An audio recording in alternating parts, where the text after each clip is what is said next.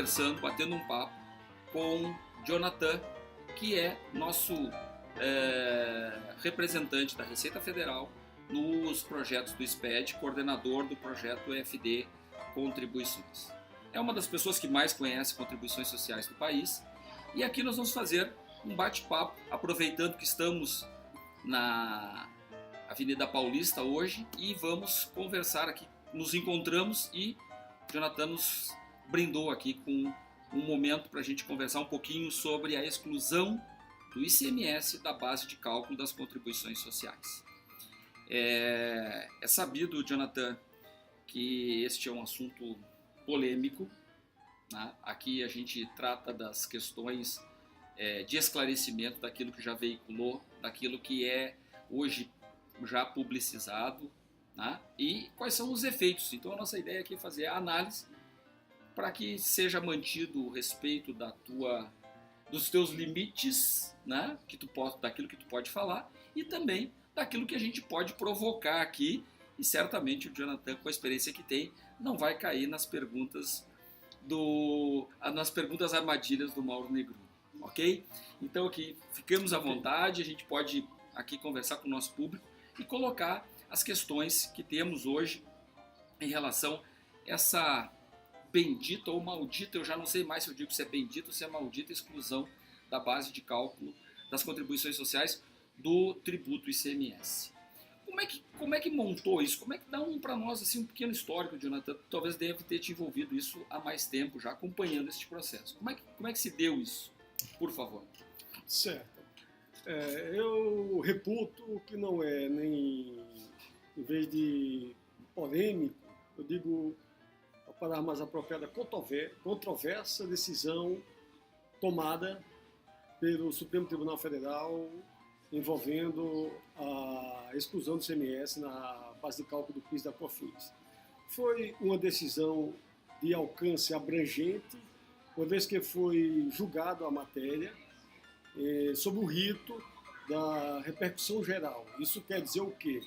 Que o julgado, o decidido pelo STF, deve ser aplicado no mesmo entendimento pelas demais instâncias do Poder Judiciário, pelas instâncias inferiores, como também alcança não só o processo, o objeto do recurso extraordinário em si, mas todas as ações judiciais que versam sobre a mesma questão.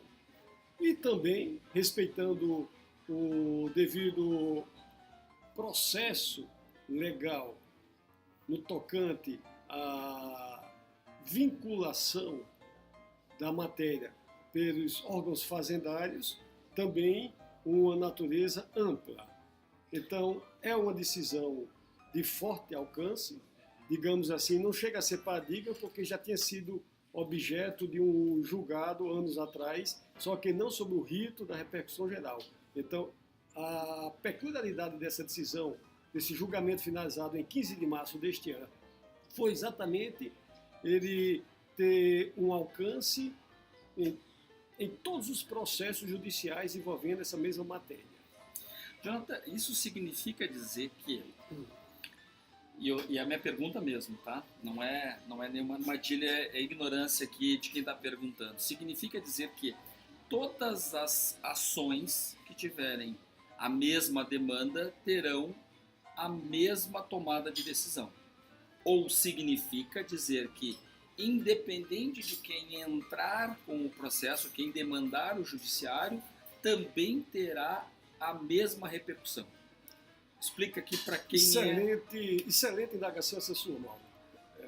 Na realidade, não é bem assim, porque a decisão, o julgamento, ele foi objeto de embargos apresentados pela Procuradoria-Geral da Fazenda Nacional.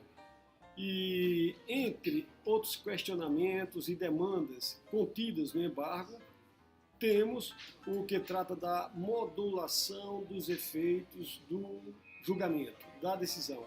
O que isso quer dizer?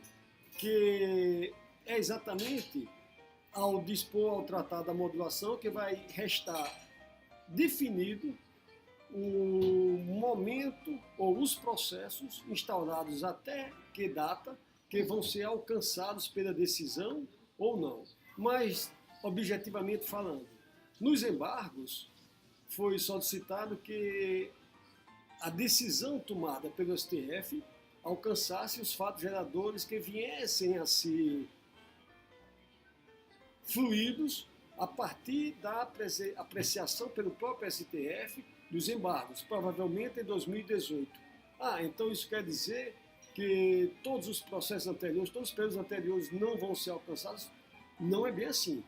Quem vai definir essa questão da modulação dos efeitos do alcance temporal é exatamente o STF. Muito bem. Então, eu acho que agora eu entendi melhor essa questão. Quer dizer, na verdade, hoje o que temos julgado, porque temos que falar do hoje, porque não sabemos como é que vai ser a decisão do STF em relação aos embargos, é que não sabemos ainda o efeito. De fundo prático, não sabemos qual é o efeito, porque a Fazenda está pedindo uma coisa, que é daqui para frente, e não sabemos qual é que vai ser o julgado do STF. É isso?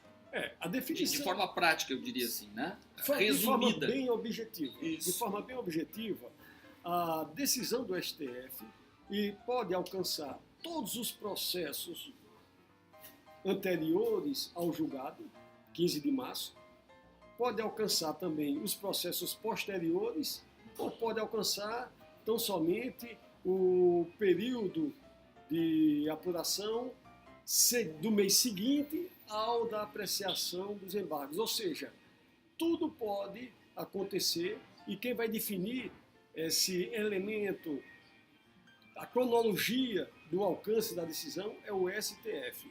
E, normalmente, como o STF lida em relação a essa matéria? Em alguns recursos especiais, que também já passou sob o crivo do questionamento da modulação, o STF afastou, alcançando os períodos pretéritos. Mas, em função de o julgado recente não ter atacado diversos aspectos da operacionalidade do julgamento em si, como aplicar no mundo do real, da realidade, das atividades usuais da empresa, a decisão tomada, então vamos aguardar exatamente a apreciação dessa questão pelo STF. Bom, então isso já encaminha uma outra questão aqui.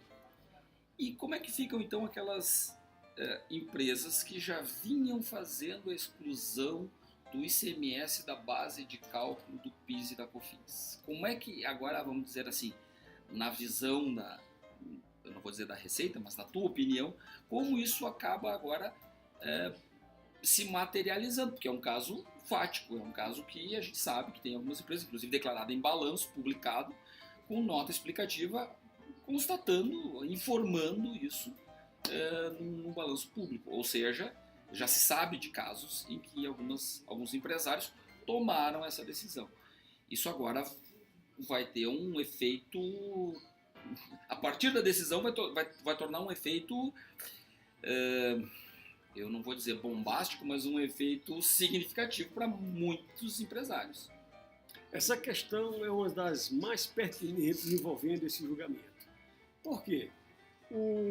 Primeiramente, a fundamentação, a base de argumentação dos processos que foram impetrados exatamente envolvendo essa questão da exclusão do ICMS, teve uma argumentação principal. Qual? A de que o ICMS o imposto a ser repassado aos estados, por conseguinte, por não integrar, não ser elemento novo, não ser receita que vai integrar o patrimônio da pessoa jurídica, não deve compor o rol de receitas base de cálculo das contribuições. Então, esse foi o pleito comum nos diversos processos que foram impetrados. Qual? De que o ICMS, por ser importância a ser repassada a outros entes, no caso, o fisco estadual, então não compõe a receita da pessoa jurídica. Bem, essa foi a principal linha de argumentação nos votos vencedores do julgamento. não foi, diga-se de passagem, não foi um julgamento por unanimidade, ou com a votação, um score expressivo dos ministros vencedores, foi um voto de diferença, mas que os votos vencedores não tiveram também uma uniformidade na sua argumentação, mas todos convergiam nesse aspecto, de que os valores repassados aos estados não podem ser considerados como receita da pessoa jurídica. Aí vem a primeira questão essencial. Por quê? Várias empresas estavam considerando a exclusão de qual parcela do ICMS na base de cálculo do PIS da COFINS, a partir do momento em que entrou com o processo. Estavam considerando o ICMS destacado na nota fiscal. Ou seja, o débito próprio sem a devida compensação do crédito. Exatamente. Então nós temos o quê?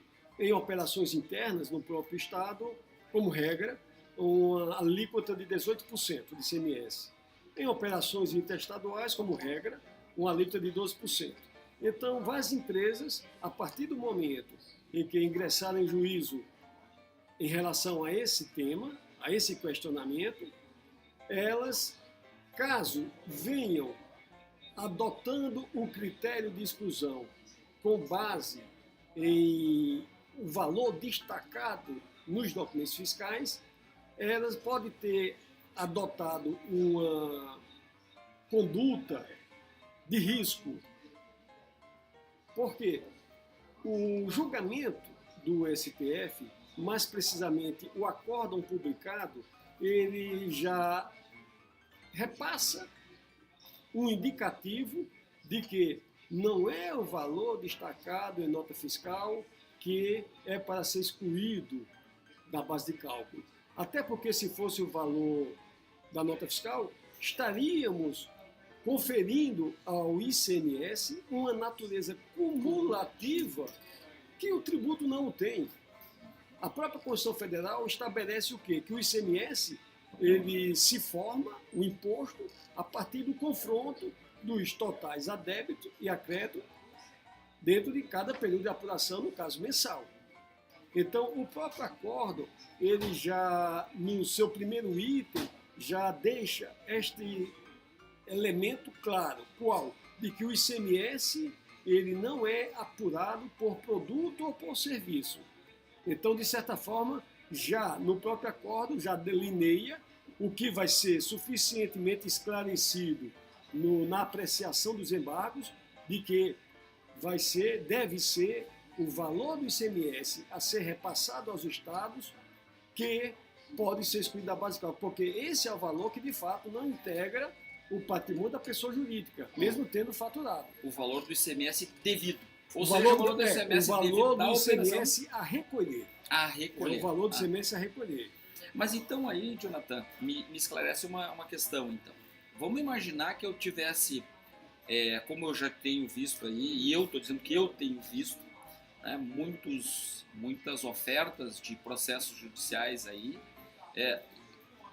tratando dessa questão de excluir o ICMS, pegando lá o bloco E da FD ICMS IPI, e essa exclusão eu vou pegar o bloco E da FD ICMS IPI, vou tirar aquele ICMS lá da apuração do meu bloco M das contribuições sociais, ou seja, eu pego o montante do ICMS devido e vou excluir da minha base de cálculo lá no bloco M, ou seja, na apuração.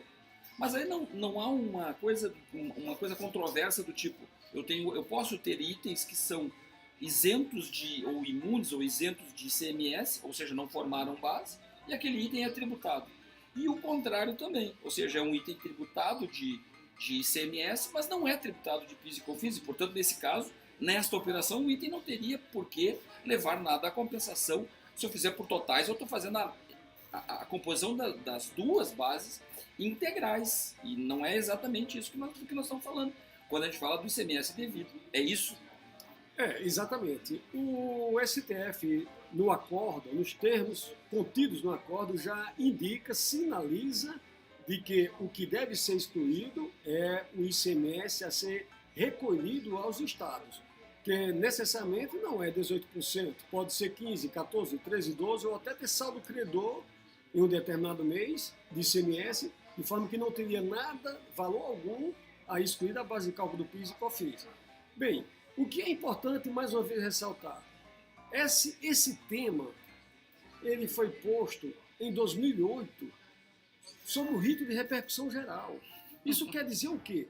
Que nenhuma instância inferior deveria julgar, tratar essa matéria. Porque quando o processo, um determinado tema, está sob o rito de repercussão geral, então é uma definição pelo Supremo Tribunal Federal de que não deve ser julgado nas instâncias inferiores, nos tribunais regionais em primeira instância, esta matéria. Porque quem vai tratar, quem vai julgar é a instância máxima do Poder Judiciário em questão constitucional, que é o Supremo Tribunal Federal. Então, é importante deixar claro esse aspecto. O Supremo Tribunal Federal não definiu, nem no julgamento, nos votos dos ministros da tese vencedora, muito menos no acórdão, que o valor a ser excluído é o valor da nota fiscal. Isso não está definido. Isso quer dizer o quê? A empresa que, por iniciativa própria, com ato de mera liberalidade dela mesma, resolveu adotar esse critério, digamos assim, mais agressivo, abrindo mão da prudência, do conservadorismo, pode ser, caso o Supremo Tribunal Federal venha a estabelecer que o valor a ser excluído venha a ser o valor a ser, de fato, recolhido aos estados, pode ser que empresas tenham que proceder ao recolhimento de todo o montante em atraso, os encargos legais, porque não tem nenhum ato administrativo no âmbito da Receita Federal, nem do Poder Judiciário, da instância, já que a matéria estava sob repercussão geral, que estabelecesse, conferisse prerrogativa à autoridade da empresa para excluir o valor destacado em nota fiscal. Isto não foi efetivado. Então, temos essa situação, esse fato concreto, qual, vindo a ser definido que o valor a ser excluído é o valor recolhido, quem adotou critério diverso, excluindo o valor maior, vai ter que efetuar o recolhimento dessas diferenças todas para trás com os encargos legais. Bom, Jonathan, como a gente sabe, nós trabalhamos no projeto piloto e no projeto piloto da FD Contribuições, trabalhamos bastante juntos, porque a nossa empresa faz parte do projeto piloto. E aí eu fico pensando como vamos, nós, empresas, e como o próprio fisco vai pensar em, sendo esta tese a vencedora de que é o ICMS recolhido, nós vamos ter que ter uma apuração, nós vamos ter que convergir as duas escriturações, FD e ICMS-PI, para dentro da FD Contribuições, para saber qual é o montante de ICMS a ser excluído da base de cálculo. Eu não estou querendo aqui especular, mas não me parece algo muito diferente disso. Como é que vai se saber qual é o ICMS devido por aquele contribuinte na hora de fazer a exclusão da base de cálculo da FD Contribuições, para poder declarar e fazer a apuração? Perfeito, ótima pergunta. Vamos fazer aqui um exemplo simples. Digamos que pela legislação em vigor, que continua válida, vigente, aplicável, as contribuições sobre a base, incluindo o ICMS, fizesse o valor de R$100. Aplicando o critério de exclusão do ICMS destacado nas notas fiscais, a empresa chegou a uma contribuição de 70. E, em vez de escriturar, declarar, com base na legislação vigente, uma contribuição de 100, fez, por ato de liberalidade dela, uma escrituração, compôs a sua receita sob uma base menor e uma escrituração e declarou em DCTF e recolheu PIS/COFINS equivalente a 70. Vem a decisão do STF e estabelece que o valor a ser excluído é o ICMS efetivamente recolhido, de sorte que a contribuição, considerando essa exclusão menor, seria 90. Então, o que é que temos? O contribuinte que durante um bom período, de acordo com o momento em que ingressou em juízo, com o processo na justiça questionando o ICMS, ele vem regularmente escriturando, apurando e recolhendo contribuições equivalentes a R$70. Pelo STF, pela lei seria 100, mas amparado na decisão do STF, após a definição das questões aqui que nós já abordamos, o valor pode ser 90. Então, a pessoa jurídica recolheu a menos R$20. Escriturou a menos, declarou em DCTF a menos do que a legislação estabelece, o que o Poder Judiciário definiu, e recolheu a menos R$20. Então, esse é a realidade, o cenário. Aqui é importante ressaltar um aspecto que você já pontuou, abordou com muita propriedade, que estamos diante de tributos com visões distintas. Em primeiro lugar, o ICMS é um tributo que se apura por estabelecimento. Então, para se operacionalizar a decisão do STF, vamos ter que considerar o valor a recolher, vindo esse a ser a definição a partir da apreciação dos embargos, vamos ter que identificar e valorar o valor de todo o ICMS a recolher de todos os estabelecimentos da pessoa jurídica. O ICMS tem uma particularidade que difere de forma estruturante das contribuições sociais, do PIS da COFINS. Qual? É um imposto que, na sua mensuração, na sua formação, não se identifica, não se segrega por tipo de receita. É um modelo de não cumulatividade definido na própria Constituição Federal, onde, a partir de dezenas, de centenas ou milhares de operações lastreadas por nota fiscal, a empresa tão somente vai somar todos os créditos e somar todos os débitos, feitos os devidos ajustes de débito e crédito, e daí vai ter o valor a recolher, um saldo devedor que vai resultar no valor a recolher. Mas não temos, na própria escrituração do ICMS, a segregação desse valor a recolher por item produto, porque esse não é o modelo de apuração do ICMS por item produto. Esse é o modelo do PIS da COFINS. Isso resulta em quê? Que estamos diante também de uma incerteza ou uma dificuldade fática de como operar, de como pôr em prática a decisão do STF. Porque pode uma empresa, tipo um supermercado, oferir receitas tributáveis de PIS e COFINS, sujeitas à alíquota zero, sujeitas à substituição tributária, certo? Ou suspensão se exportar até sem incidência. E o valor único apurado na escrituração do ICMS, no bloco E, mais precisamente no registro E110, não tem essa segregação. Então, nos próprios embargos apresentados, também consta o quê? O requerimento para o STF definir como operacionalizar a exclusão do ICMS, que é um agregado único, valor a recolher, considerando que as contribuições sociais têm um nível de segregação, porque a própria lei estabelece totalmente diferente do ICMS, como é definido o modelo de não cumulatividade na Constituição. Então, esse é um ingrediente de complexidade a mais que vamos ter que enfrentar, porque não dá para considerar todo o valor do ICMS como sendo vinculado ao total do PIS da COFINS, porque posso ter o PIS sujeito a regime cumulativo, não cumulativo, monofásico, alíquota modal, alíquota zero, suspensão e isenção. Então, faz-se necessário que do valor do ICMS apurado seja segregado.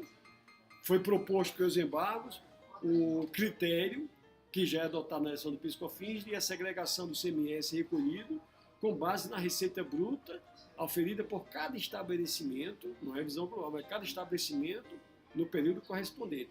Então, esse é um cenário onde a decisão do STF, diferentemente de outras decisões, vai impactar a empresa, tanto no ambiente de prestação de informações ao fisco, de escrituração, certo? Como também no recolhimento do tributo. As empresas que estavam, mesmo ingressando em juízo, mesmo apresentando recursos envolvendo esta matéria, mas continuou recolhendo o valor normalmente, estas, com certeza, vão ter valores a serem restituídos.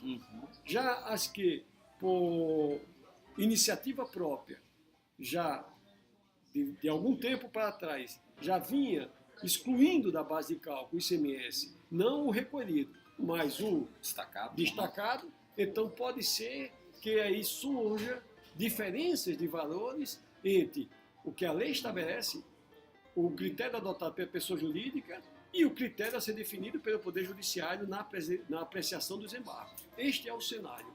Nossa, Jonathan.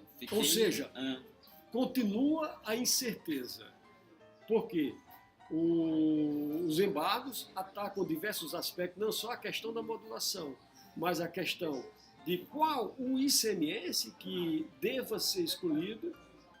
Além disso, como vincular, relacionar a parcela do ICMS que vai ser recolhida com os diversos tipos de receitas que são segregados na escrituração do PIS e da COFINS. Este é o cenário. Neste cenário, eu sei que é um cenário possível, não é um cenário definitivo, que precisamos aguardar a decisão do STF, eu acho que todos já nos convencemos disso aqui. É mais ou menos como se a gente colocasse uma visão das contribuições sociais, da sua segregação por tipo de receita, na ótica do ICMS, ou colocar na ótica das contribuições sociais sobre o ICMS para poder fatiar que tipo de receitas essas operações geraram. Olha, só de pensar nisso, eu já fico imaginando a trabalheira que isso vai dar, tanto para os fiscos analisarem, né, como também para as companhias, para os empreendimentos poderem, para os empreendedores colocarem isso nas informações para o fisco.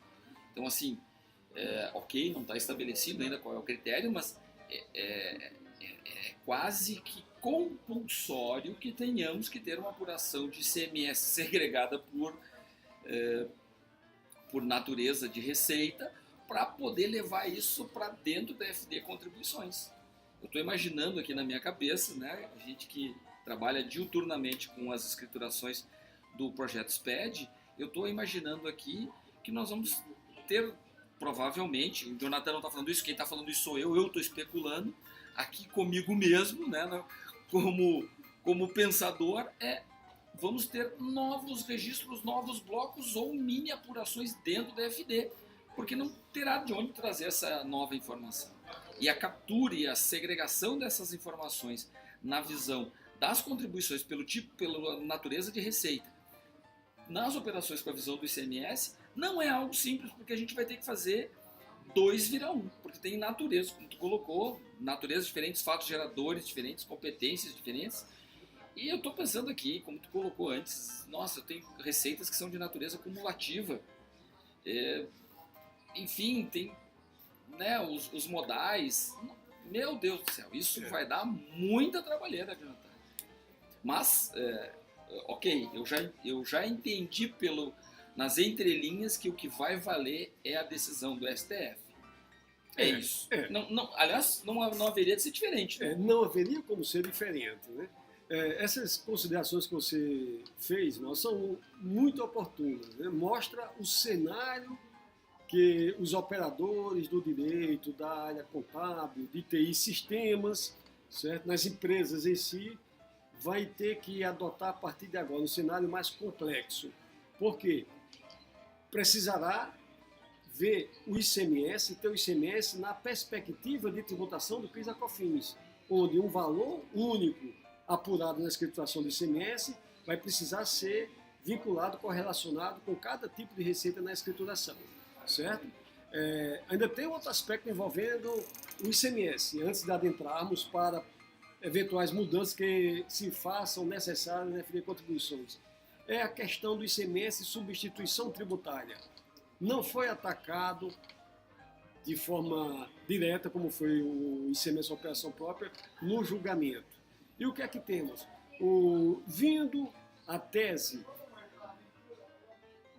vencedora a ser estabelecido pelo STF de ser o ICMS a recolher, a quem vai ser atribuído o ICMS opção tributária? Digamos que é um fabricante, ao vender, sob o regime de substituição tributária, um atacadista de um outro estado efetua a substituição. Esse atacadista, por seu turno, por sua vez, pode efetuar vendas a um outro atacadista ou um varejista que também se submeta à substituição tributária.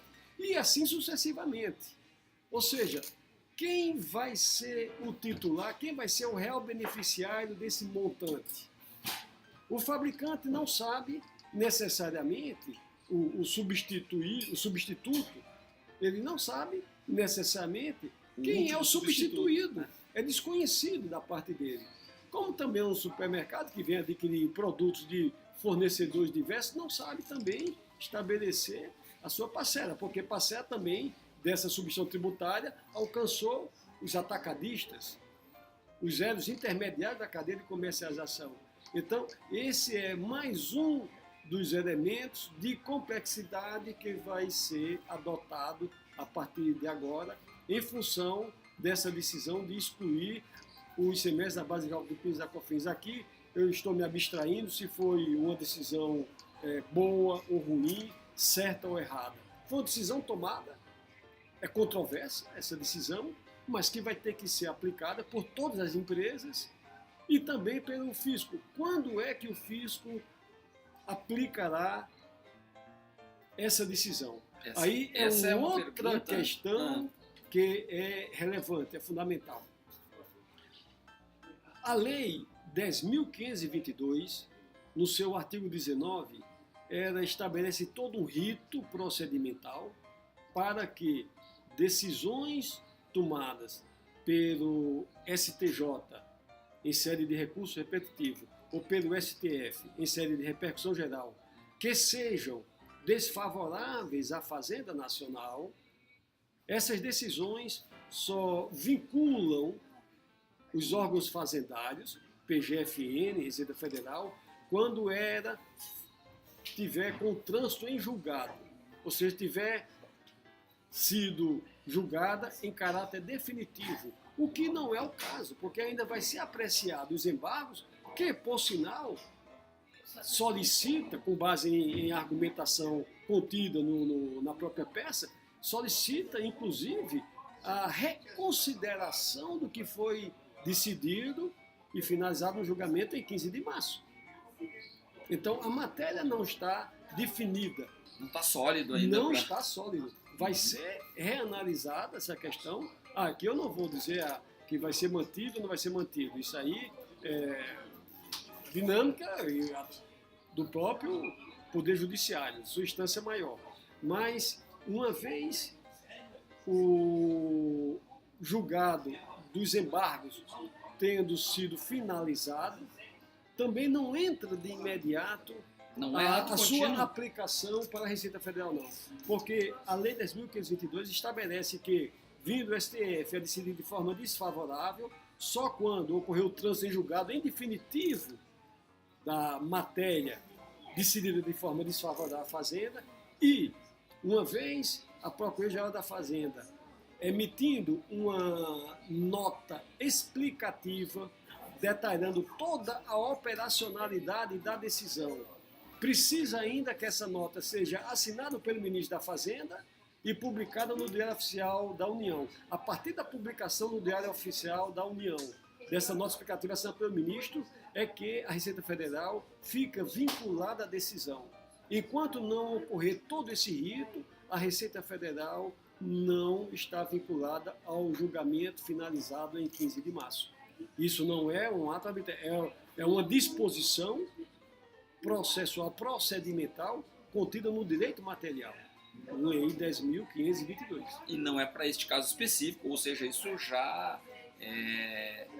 já é do trânsito das decisões quando a Fazenda Pública está envolvida, né? Inclusive, esse rito de vinculação da observância ao decidido do STF já foi aplicado, uma matéria correlata mais recente, quando o Supremo Tribunal Federal também apreciou sobre o rito de repercussão geral a questão do ICMS, do PIS da COFINS de importação, onde ficou definido que a base de cálculo é tão somente o valor aduaneiro. Ali também a aplicação da decisão do STF foi só após a decisão definitiva, após a apreciação dos embargos.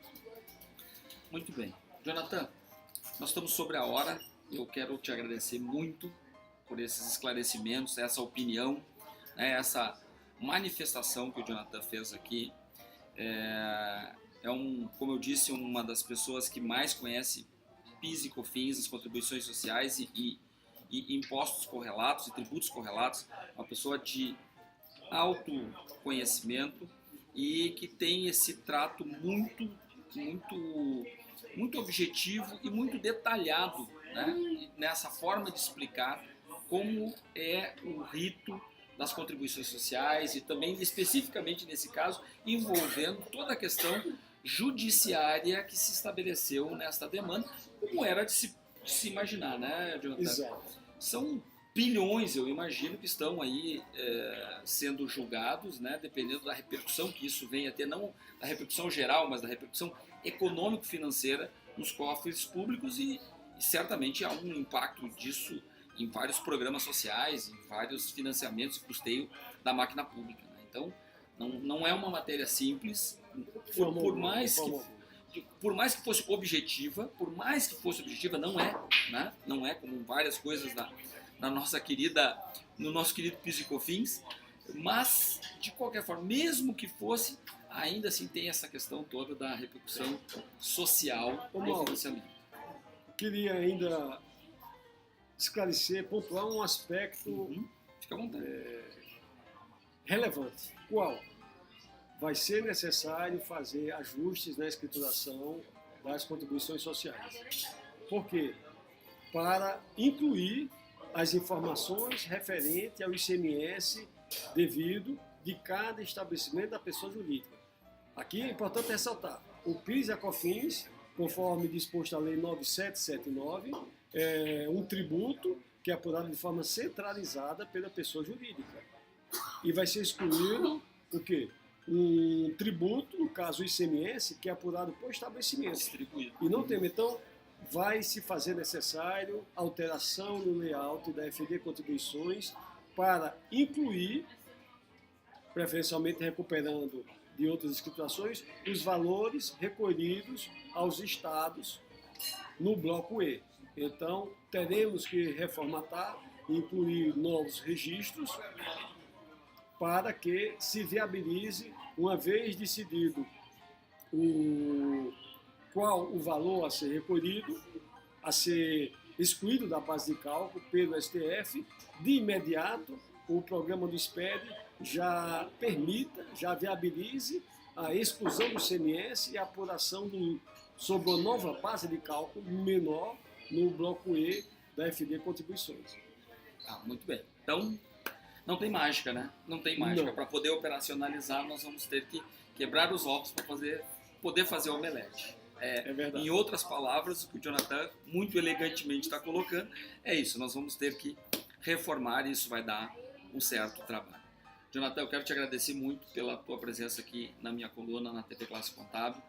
Foi um grande prazer, um grande orgulho poder te trazer aqui, nos encontrarmos aqui em São Paulo. Foi muito proveitoso porque a gente acabou podendo gravar esse vídeo. Esse vídeo está indo ao ar gravado, meus amigos, e por isso que hoje não estou fazendo toda aquela interação que normalmente faço às segundas-feiras, mas totalmente justificado por essa brilhante explicação que o Jonathan nos brindou aqui neste Momento Up SPED, na coluna Mauro Negroni, todas as segundas-feiras, às 18h45 pelo horário de Brasília. Um grande abraço e... Nós que agradecemos a oportunidade de esclarecer aos contribuintes, às empresas, a todos os profissionais envolvido na área tributária, de TI, fiscal e contábil. Então, nós que agradecemos essa oportunidade. Sempre à disposição. Um abraço e um abraço do Mauro. Até logo. Até mais.